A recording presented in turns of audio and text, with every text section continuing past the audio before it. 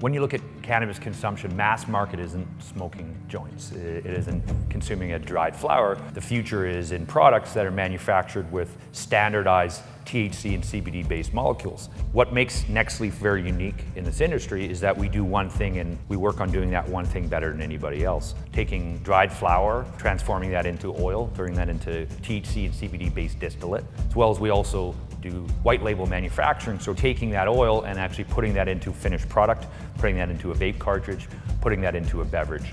The biggest challenge with cannabis extraction is scale. What we see in the industry is companies that run off-the-shelf equipment, CO2 extraction equipment, simply don't have the throughput. Nextleaf has been able to beat every single large company in the cannabis industry to a number of issued patents around industrial scale extraction and purification. We've surrounded that experience with a team of scientists and engineers, and we have developed a system relative to other processors in Canada. We can drive a lower cost per molecule advantage when it comes to our finished product.